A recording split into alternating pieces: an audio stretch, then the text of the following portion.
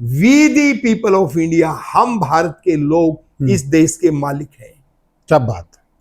अगर हम मालिक हैं तो मालिक रोड पे क्यों बैठा है? और पानी के लिए, पानी के लिए। और जिसको वोट दिया वो एसी कमरों में, वो एसी कमरों में बैठा है 900 रुपए की बोतल पी रहा है, 900 रुपए की पानी की बोतल पी रहा है। और वो कमरों के साथ साथ हमारे खून पसीने का टैक्स ऐश कर रहा है।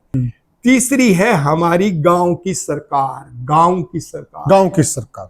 ये गांव की सरकार त्रिमूर्ति जैसे हरियाणा सरकार है, वैसे आपकी चयनित गांव की सरकार जहां आप धरना दे रहे हो, वो सरकार संविधान में बनी हुई है। त्रिमूर्ति के साथ व्यवस्था है, पीआरआई पंचायती राज व्यवस्था जो बनी, उनको उनका सेक्रेटरी है, उनको ये कॉपी दीजिए कि हमारी तीनों सरकारों ने ये ऑर्डर पास कर दिया, हमारी सरकारों ने लिखित रूप में दे दिया है कि हमारे गांव को पानी मिलेगा। तो वो किसी कीमत पर इस पानी को नहीं रोक सकते। अगर उन्होंने रोकने की हिमाकत की तो हम 1 मिनट में हाई कोर्ट और सुप्रीम कोर्ट में जाएंगे और वो संविधान की पुस्तक देंगे, जिसका काम है हाई कोर्ट का और सुप्रीम कोर्ट का संविधान की व्याख्या करना।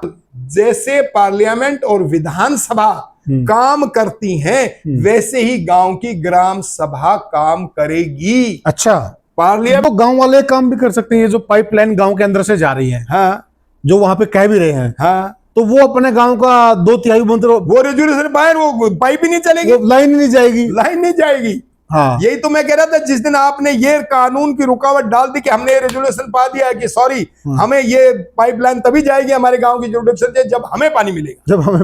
नमस्कार साथियों, मैं हूं आपका होस्ट कुलदीप सिंह पूनिया और मैं लेकर चलता हूं आपको राजनीति की दुनिया, सामाजिक दुनिया और गांव देहात की दुनिया। राजनीति और गांव देहात क्यों आप सोच रहे होंगे। बिल्कुल बहुत अहम और जरूरी विषय पे हम चर्चा करने जा रहे हैं साथियों। राजनीति ने 70 साल से ज्यादा हो गए हमें आजाद हुए, आज तक हमारे ग्रामीण तबके को उन अधिकारों से दूर रखे हुआ है जो हमारे मूल अधिकार हैं। अभी हमारे हांसी जिले के अंदर चैनत गांव में एक धरना चल रहा है।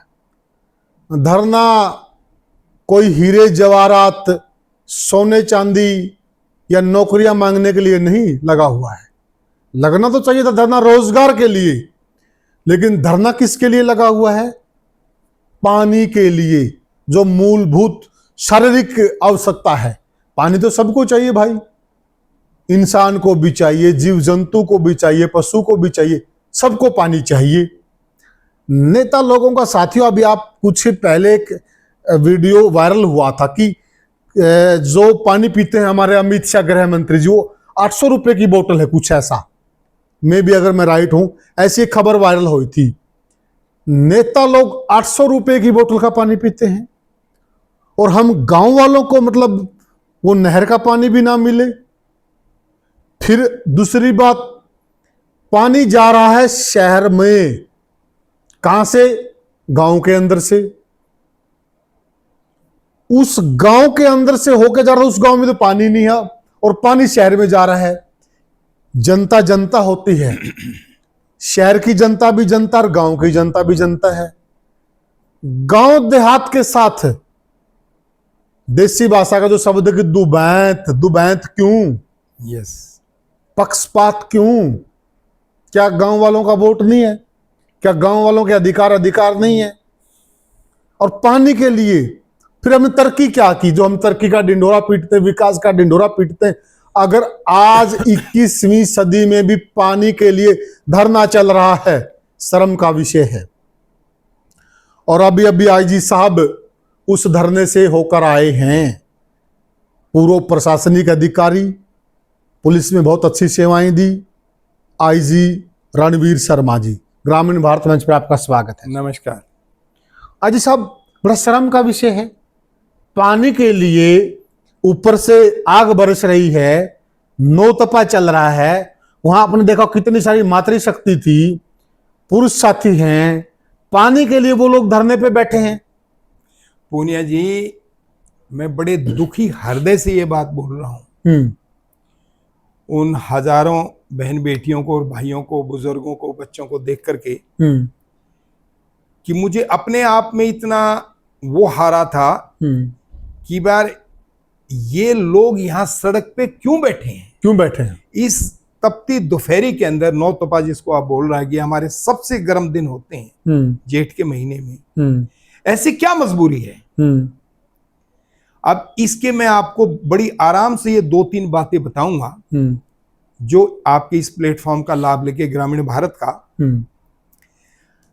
हाँ, आज साथियों हमारे चैनल का जो नाम है ग्रामीण भारत, इस चर्चा में वो सार्थक भी हो जाएगा, सार्थक हो जाएगा। हाँ, हम ग्रामीण भारत की बात कर रहे हैं और मैं स्पेशली ग्रामीण भारत में कुलदीप पुनिया जी से क्यों जुड़ा हुआ हूं जी, इसका भी मैं आपको जवाब दूंगा जी कि हमारे बहुत सारे पॉडकास्ट करने वाले भाई हैं जी, लेकिन जो सब्जेक्ट कुलदीप जी ने लिया है ग्रामीण भारत जी, उसका उत्थान उन्नति होनी बहुत जरूरी है। आपने सही विषय लिया और सही विषय के लिए मुझे चुना और सही विषय के लिए मेरे को भी भेजा। हम अभी चैनत गांव के अंदर गए, मैंने बताया इस तपती दोपहरी में 9 तपे के अंदर हजारों भाई बहन वहां बैठे और बड़ी दुखी हृदय से मैं ये देख रहा था कि ऐसी क्या मजबूरी होगी इन्हें कि एक पानी के लिए यहां बैठना पड़ रहा है, यहां बैठना पड़ रहा है। तो मैं पहले दिन से लोगों को समझा रहा हूं, मुझे बल्कि आईपीएस की नौकरी छोड़नी पड़ी जब मुझे ये विषय पता चला कि यार सब कुछ तो लोगों का है, मालिक लोग हैं और हम आईपीएस और आईएएस यहाँ पे आकर के इन पे रौब जमाते हैं और इन नेताओं को देखते हैं कि नेता तुमका वोट से बनाए, वोट से, और वोट लोगों का है। फिर हमने सारी किताबें पढ़ी, खासकर संविधान को पढ़ा। भारत का संविधान की जैसे ही पहली लाइन हम खोलते हैं तो वहां शब्द मिलता है we the people of India, हम भारत के लोग इस देश के मालिक हैं। क्या बात! अगर हम मालिक हैं तो मालिक रोड पे क्यों बैठा है? पानी के लिए, पानी के लिए। और जिसको वोट दिया वो एसी कमरों में बैठा है, 900 रुपए की बोतल पी रहा है, 900 रुपए की पानी की बोतल पी रहा है, और वो कमरों के साथ साथ हमारे खून पसीने का टैक्स ऐश कर रहा है, हवाई जहाजों में उड़ रहा है। तो इस बात को जब हमने वहां समझा, मैं कहा यार हम आईपीएस बन गए इतने पढ़े लिखे और हम लोगों को ना तो ये नेता बोल रहा है ना कोई संगठन बोल रहा है। तो कुलदीप जी मुझे ये नौकरी छोड़नी पड़ी, मुझे शर्म आने लगी कि यार ये नेता जो झूठ बोल करके और हमारे अंदर जात पात की फूट डाल करके लोगों का वोट ले गया और सरकार बना गया, मैं कहा भी हमारे पढ़ाई लिखाई का कोई फायदा नहीं। साथियों मैं एक जानकारी देता हुआ चलूं, आईजी साहब ने जिस वक्त नौकरी छोड़ी, वीआरएस लिया, आईजी साहब अगर आज नौकरी उस वक्त ना छोड़ते डीजीपी होते। कपूर साहब आपके हमारे शत्रुजीत कपूर 90 बैच के, मेरे बैच का आईपीएस। आप भी 90 बैच के, वो भी 90 बैच के। आप समझ सकते हैं कि कहां तक जाते, लेकिन एक विचार आया और सारी चीजों को समझा कि नहीं, जनता के लिए काम करते हैं। सैल्यूट आपको, धन्यवाद। जब मुझे ये बात अच्छी तरह से समझ में आ गई कि जब तक ये नेता ठीक नहीं होगा और नेता की नब्ज हमारे लोगों में है, वोट में है, और जब तक अपने गांव के इन वोटरों को नहीं समझा पाएंगे कि हु आर यू, कि तुम लोग कौन हो, तो ये बात नहीं बनेगी। तो इसलिए हमने वो पद छोड़ा, नौकरी छोड़ी, नौकरी छोड़ के गांव जहां मौका मिलता है, जी जी, आप जैसे भाइयों के साथ वहां जाते हैं, जी जी, और उनको ये बात समझाते हैं कि आप इस देश के मालिक हो, कानूनी मालिक हो, क्योंकि आपके वोट से सरकार बनती है और आपके खून पसीने के टैक्स से सरकार चलती है। अब आम आदमी, गरीब आदमी समझते यार मैं तो कोई टैक्स नहीं देता। मेरे भाइयों, जो तुम रोटी कपड़ा मकान मूलभूत है, वो जो खरीदते हो, रोटी के लिए कोई चीज, अनाज खरीदोगे आप, तेल खरीदोगे ले आप, आटा खरीदोगे, बिस्किट खरीदोगे, सब पे टैक्स है। कपड़ा जो पहनते हो शरीर के ऊपर, कोई कपड़ा ले लो उस पे टैक्स है। मकान की छत को कुछ बनाने के लिए करोगे उस पे टैक्स है। तो गरीब आदमी समझे कि जब 1000 रुपए का सामान वो मार्केट से लेता है तो उससे ले कि भी तू मेरा बिल काट, एक वर्ड, बिल काट, जैसे वो बिल काटेगा तो आपको दिखाएगा जीएसटी कि इसके ऊपर 28%, मतलब 28 रुपए, मतलब 280 रुपए, तो उसके ऊपर 1000 रुपए के सामान में जीएसटी हो जाती है। जीएसटी 280 रुपए। बताइए, तो अब ये सामान मिला के आपका कुल कीमत होती है 250-300 रुपए, और वो 700 रुपए का टैक्स वहां चला जाता है। एक मोटा मोटा मैं फिगर आपको दे रहा हूं समझाने के लिए, नहीं तो पूरी टैक्स की निकालनी हो तो इनकम टैक्स जो डिपार्टमेंट है हमारा, सेल टैक्स डिपार्टमेंट है, वो आपको चार्ट दे देगा, गूगल बाबा आपको निकाल के दे देगा अभी हम कितना टैक्स इन सामानों पे देते हैं। तो जब आपको ये बात समझ में आएगी कि we the people of India, हम भारत के लोग कौन हैं, हम मालिक हैं, हमारे वोट से सरकार बनी। तीसरा शब्द मैं बोल रहा हूं कि टैक्स, जो टैक्स आप दे रहे हो 1000 रुपए पे, 1000 रुपए के ऊपर जो दे रहे हो आप, मतलब करीब करीब मान के चलो 1000 रुपए का आप सामान करते हो, 650-700 रुपए का टैक्स सरकार लेके चली जाती है। आप एक अपनी गाड़ी से लगा लिए, सबसे पहले आप मोटरसाइकिल स्कूटर निकलवाते हो, आपको रोड टैक्स देना पड़ता है। जब आप पेट्रोल लेते हो सेस टैक्स देना पड़ता है। जब आप चलोगे सड़क के ऊपर तो टोल टैक्स देना पड़ता है। देखिए कितने टैक्स हो गए, और वो क्या है, सबके सब कि रोड को बनाने के लिए। तो इस प्रकार का ये इन्होंने चक्रव्यूह बना रखा है, हमें लूटने का, वोट को भी और नोट को भी। अच्छा, इसमें एक चीज हम कह सकते हैं कि जो नेता लोग बड़े बड़े हेलीकॉप्टर में उड़ रहे हैं, बड़ी बड़ी कारों में चल रहे हैं, उसमें तेल नहीं, आपका खून पसीना, जो खून पसीने की कमाई है वहीं से वो तेल आ रहा है, यानी कि उसमें आपका खून पसीना बह रहा है। ग्रामीण भारत का मेरा देश 70% आज गांव में रहता है, 30% शहर में रहता है। हम चाहते हैं शहर वाले भी हमारे भाई हैं, लेकिन 70% जो गांव वाला वोट दे के सरकारें अपने प्रतिनिधि चुनता है, उसे आपका एमएलए की सरकार राज्य की बनती है, और दूसरे वोट से एमपी की से आपकी केंद्र सरकार बनती है, और दोनों ही सरकारों के पास टैक्स लेने का हक होता है। मैं अब तीसरी इंपॉर्टेंट बात कर रहा हूं इस प्लेटफॉर्म से, पूनिया जी, तीसरी है हमारी गांव की सरकार। ये गांव की सरकार त्रिमूर्ति, जैसे हरियाणा सरकार है वैसी आपकी चयनित गांव की सरकार, जहां आप धरना दे रहे हो, वो सरकार संविधान में बनी हुई है त्रिमूर्ति के साथ। मान्यता पर सरकार, गांव की सरकार, मान्यता प्राप्त सरकार है वो, मान्यता, हाँ, उसी प्रकार से वोट होता है, और उसी प्रकार से वोट के साथ उनके पद होते हैं। पंच सरपंच जो आपके वार्ड से चुने जाते हैं, आपका सरपंच चुना जाता है। और जैसे महकमे हरियाणा राज्य के पास हैं महकमे, 36 महकमे, उन 36 में से 29 महकमे आपको गांव में मिले हुए हैं। बिजली, पानी, सड़क, शिक्षा, चिकित्सा, ये सारे महकमे जो रोजमर्रा के हमारे काम के हैं, वो सब आपकी समस्याओं से संबंधित है, वो मिले हुए हैं। सरकार बनने के बाद महकमे मिले हुए हैं, आपकी सरकार को भी, आपकी सरकार को, आपको निर्णय लेने का अधिकार मिला हुआ है, निर्णय लेने का अधिकार मिला हुआ है। और संविधान ने राज्य सरकारों को यह बाध्य कर रखा है कि आप गांव की सरकार बनाएं, गांव की सरकार हर हालत से बनाएं। अगर आप नहीं बनाते हो तो आज तक किसी ने चले नहीं किया कि हमारे गांव की सरकार क्यों नहीं बनाई। सरकार एक झूठी मुठी आपकी बना दी, पंच बना दिए, सरपंच बना दिए, आपका इलेक्शन करा दिया, आपको थोड़ी सी ग्रांट दे दी, नहीं, इसको छोड़ें। मेरे पढ़े लिखे बच्चे, युवा युवतियों, आप पढ़ो, समझो, आपकी युवा सरकार वहां बनी हुई है, युवकों की भी युवतियों की। इस पीआरआई सिस्टम को, पंचायती राज इंस्टीट्यूशन को समझें। ये चार्ट संविधान में लगाएं, 243G आर्टिकल, 243G आर्टिकल है, संविधान का अनुच्छेद है, जिसमें पीआरआई सिस्टम, पंचायती राज इंस्टीट्यूशन दिया हुआ है, और उसके अंदर 73 अमेंडमेंट, 73वां संशोधन दिया हुआ है। एक लाइन उस संविधान की बोलता हूं, 73वें संशोधन के मुताबिक इम्पावर्ड ग्राम सभा को ये पावर दी गई है, पावर दी गई है संविधान की। Empowered gram sabha is the parliament of the people. जैसे पार्लियामेंट और विधानसभा काम करती हैं, वैसे ही गांव की ग्राम सभा काम करेगी। अच्छा, पार्लियामेंट क्या काम करती है और विधानसभा क्या करती है? कानून वो लोगों के लिए कानून बनाती है। तो इसलिए मैं आपको वहां क्या कहा था कि आप अपना रेजुलेशन रूपी कानून बनाओ कि हमें पानी चाहिए। एक, पानी जब आपको कानून बनाने का हक है, आपको टैक्स लगाने का भी हक है।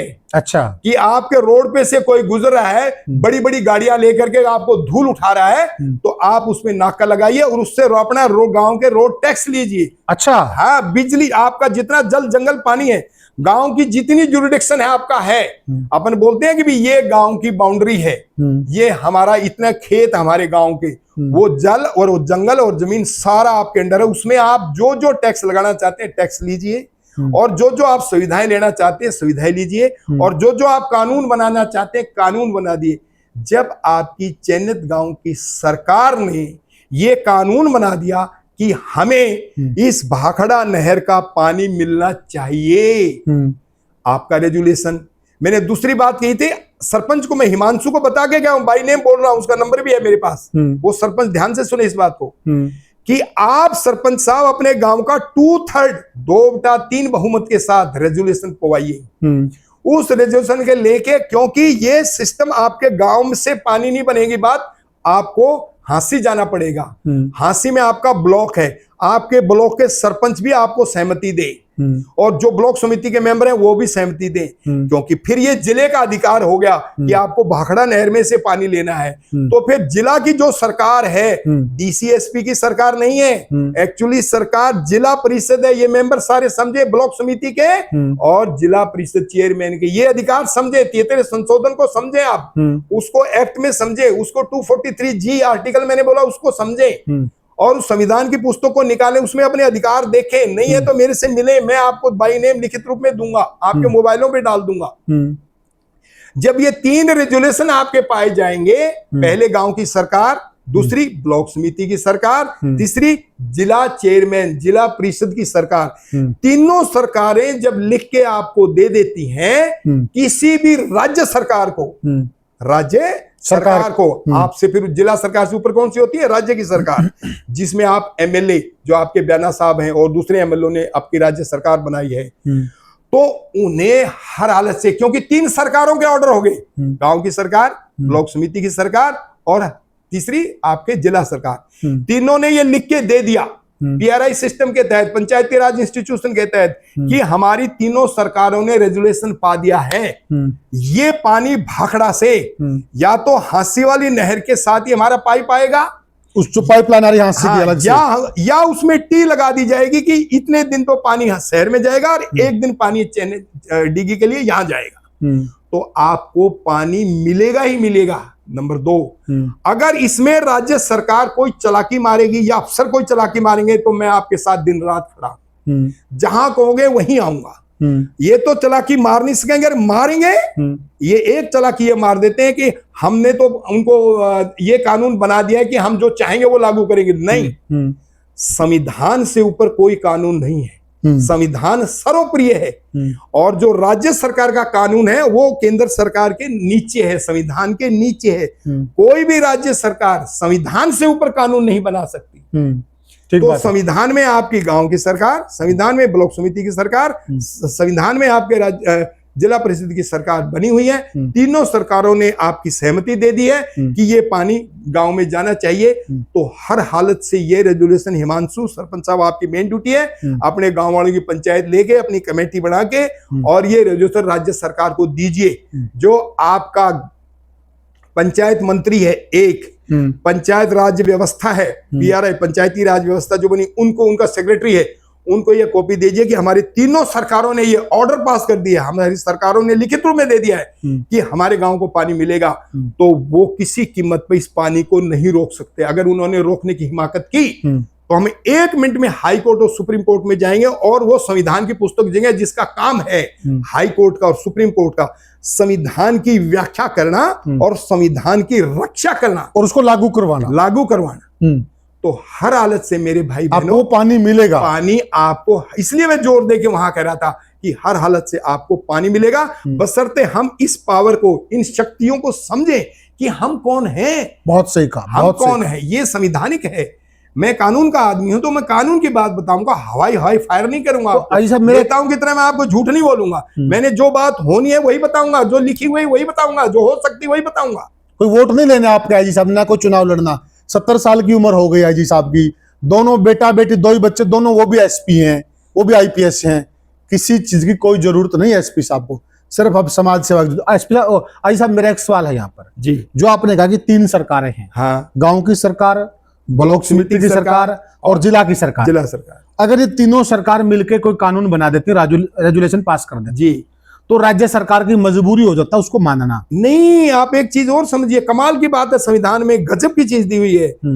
अगर एक कानून गांव की सरकार, चयनित गांव ने दिया है या आपका बयाना गांव ने बना दिया है उस गांव की जुरिडिक्शन के लिए, तो वो वहीं लागू हो जाएगा, वहीं लागू हो जाएगा, उसको कोई सरकार नहीं रोक सकती। अच्छा, राज्य यानी कि अगर मान लिया राज्य सरकार नहीं रोकेगी, डीसीएस भी नहीं रोक सकता उसको, डीसीएसपी नहीं रोक सकता, नहीं रोक सकता उसको। जो गांव की बाउंड्री है, गांव की बाउंड्री है, हाँ, गांव की बाउंड्री में गांव का कानून पास होएगा। हाँ, ये लोगों को पता ही नहीं, ये बेचारे पता ही नहीं है लोगों पता को। नहीं। यानी कि आप अपने गांव में, पहले आपने देखा होगा गांव में युवा संगठन होते थे, वो सरपंच का रेजुलेशन पास करवा कर गांव में जो फेरी वाला आता था उस पर टोल लगाते थे, वो यस, उसे टोल वसूलते थे, वो ऐसे ही वसूलते थे कानून के दायरे में, और उसको फिर गांव के विकास पर खर्च किया जाता था। ये पहले भी चलता था, जो अवेयर युवा थे, बल्कि आजकल के युवा भूल गए इन अधिकारों को, युवा भूल गए। युवा अपने अरे युवाओं, तुम नौकरियों के चक्कर में मत पड़ो, पहले इस भारत को पकड़ो, अपने गांव को पकड़ो। नौकरी तो अपने आप मिल जाएंगी, गांव की जल जंगल जमीन से ही नौकरियां मिलेंगी। किसी की गुलामी करने की अच्छा ही है कि आप अपने गांव को आगे बढ़ाओ, अपने गांव को विकास के उठाओ, अपने ग्रामीण भारत। अच्छा, मैं एक चीज और जानना चाहता हूँ आजी साहब, मान लिया मेरा गांव है और मेरे गांव की जो बाउंड्री है, नाम बताना, कोई भी गांव है ABCD, अच्छा, हाँ, कहने का भाव, हाँ, उसमें कोई पंचायती जमीन है, हाँ, और उस पंचायती जमीन मेरे गांव की सरकार ने एक कानून बना दिया, हाँ, कि इस पंचायती जमीन में हम ये उद्योग लगाएंगे, हाँ, और यहाँ गांव के युवाओं को रोजगार देंगे, बिल्कुल मिलेगा। तो वो कर सकते हैं ऐसा? सोनी 200% वो कर सकते हैं। गांव का रेजोल्यूशन 2/3 मेजोरिटी, 2/3 मेजोरिटी, यस, उसमें 2/3 बहुमत से ही कोई कानून बनता है। मैंने इसलिए बोला empowered gram sabha is the parliament of the people. Parliament में कानून कब बनेगा? 2/3 बहुमत में। At the grass root level, नीचे के लेवल में, to whom elected people are solely accountable. जो चुने हुए लोग हैं, पंच सरपंच MLA MP, वो उनके जवाबदेह हैं, जवाबदेह। तभी मैं कह रहा था ये बयाना, ये जो आपका MLA है और ये DCSP, यही नाक रगड़ेंगे आकर के कि यस हमें ये देना पड़ेगा। तो फिर तो गांव वाले काम भी कर सकते हैं। ये जो पाइपलाइन गांव के अंदर से जा रही है, हाँ, जो वहां पे कह भी रहे हैं, हाँ, तो वो अपने गांव का 2/3 वो रेजुलेशन बाहर, वो पाइप ही नहीं चलेगी, लाइन नहीं जाएगी, लाइन नहीं जाएगी। हाँ, यही तो मैं कह रहा था, जिस दिन आपने ये कानून की रुकावट डाल दी कि हमने रेजुलेशन पा दिया है कि सॉरी, हमें ये पाइपलाइन तभी जाएगी हमारे गांव की जुरिडिक्शन से जब हमें पानी मिलेगा, जब हमें पानी मिलेगा। वो जानी गांव की जल जंगल जमीन से नहीं जा सकती है। यही बात मैं हर आदमी को, हर सरपंच को, पंच को समझाने की कोशिश करूंगा। एक दूसरी पावर बड़ी गजब की है, इलेक्टेड पीपल। आप इस कानून की एक लाइन को समझो, इम्पावर्ड ग्राम सभा। ग्राम सभा, गांव के 2/3 बहुमत की ग्राम सभा क्या होती है? जो भी 18 साल से ऊपर है उसको ग्राम सभा का मेंबर है, वो मेंबर है। जो जिसको भी वोट का अधिकार, वो सब ग्राम सभा के मेंबर है। बिल्कुल। तो ग्राम सभा को इंपावर किया, शक्तियां दी हैं एक पार्लियामेंट की तरह कानून बनाने की, नीचे के लेवल पे। और उसके लिए जितने इलेक्टेड लोग हैं, अगर आपकी ग्राम सभा से पंच सरपंच बना है तो वो आपकी बात का जवाबदेह है।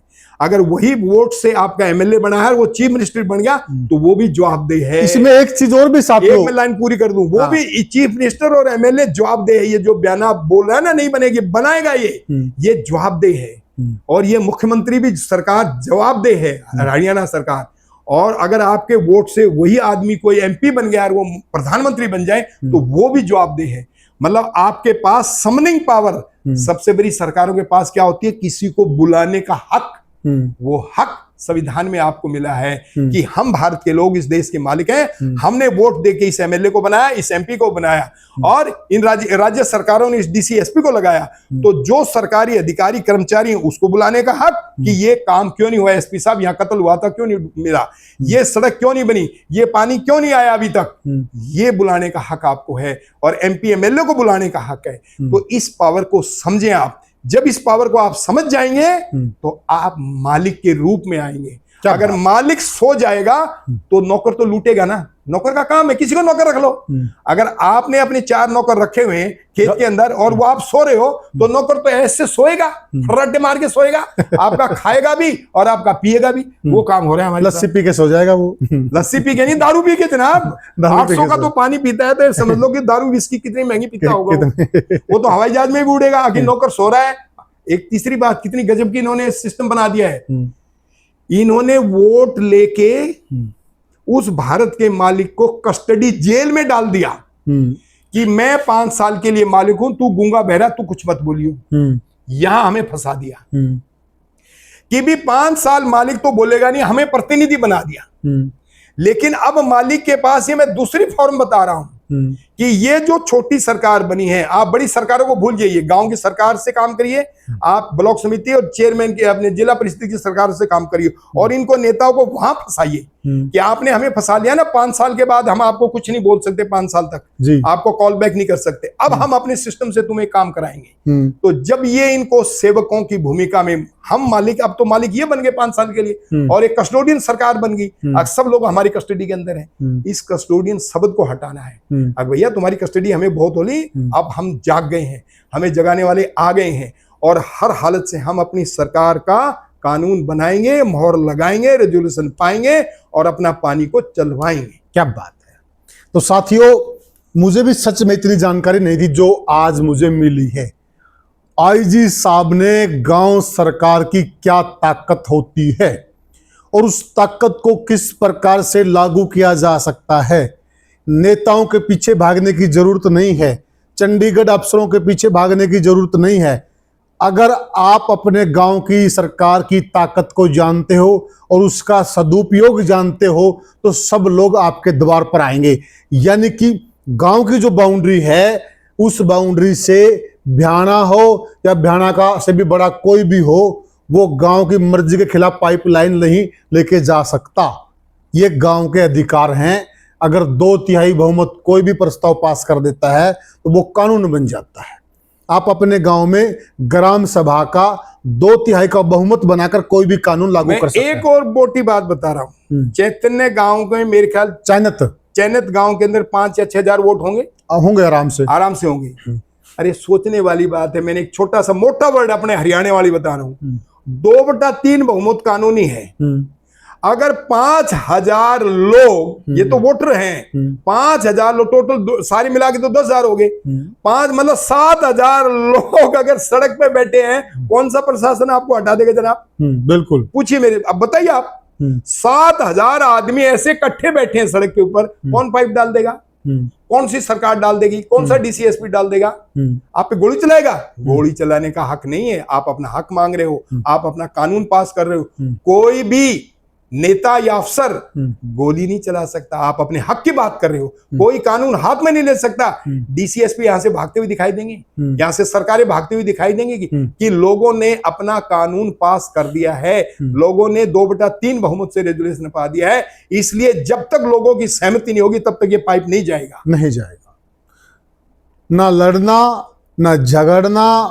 आपकी सरकार है, आपके हाथ में कानून है, आप कानून बना सकते हो। आपकी एकता जरूरी है, आपकी एकता जरूरी है। आप इस चीज को समझिए। भाईचारा 36 बिरादरी, हाँ, 36 बिरादरी का भाईचारा, ग्राम सभा के मार्फत आप कोई भी काम कर सकते हैं। बहुत बड़ी बात है ये। तो साथियों, आगे भी हम इसी प्रकार से ग्राम पंचायतों के क्या क्या अधिकार हैं। मैं एक लाइन और रखूंगा। मैंने अभी एक समस्या चैनत गांव के आपसे डिस्कस की। इसी प्रकार आप अपने गांव के जो 11वीं सूची, एक शेड्यूल होता है, जैसे भारत सरकार की सूची है वो क्या क्या काम करेगी, राज्य सरकार की सूची है, शेड्यूल है, वो क्या क्या काम करेगी, इसी तरह से गांव की सरकार की 11वीं सूची को पढ़ना, संविधान में पढ़े लिखे वो हम डाल भी देंगे, डाल देंगे 243G आर्टिकल में पढ़ना उसका शेड्यूल, और उसमें 29 अधिकार पढ़ना। वो जितने अधिकार हैं, अभी तो पानी है, बिजली, पानी, सड़क, शिक्षा, चिकित्सा, जो भी समस्या आपकी है जोड़, उन सब के बारे में आपको निर्णय लेने का, रेजुलेशन पाने का अधिकार है पूरी एकता के साथ। इसलिए मैंने 2/3 बहुमत कहा है। ये नेता फूट डालते हैं, अफसर फूट डालते हैं, उससे बचना, अपने 36 बिरादरी का भाईचारा बनाना और अपने काम करवाने का हक छीनना, सीखना, छीनना। जी, तो साथियों हम आगे भी आपको जानकारी देंगे। आपको आईजी साहब द्वारा दी गई जानकारी कैसी लगी आप हमें कमेंट सेक्शन में बताइएगा। फिर मिलेंगे किसी और वीडियो में किसी और मुद्दे पर, तब तक के लिए राम राम। धन्यवाद। राम।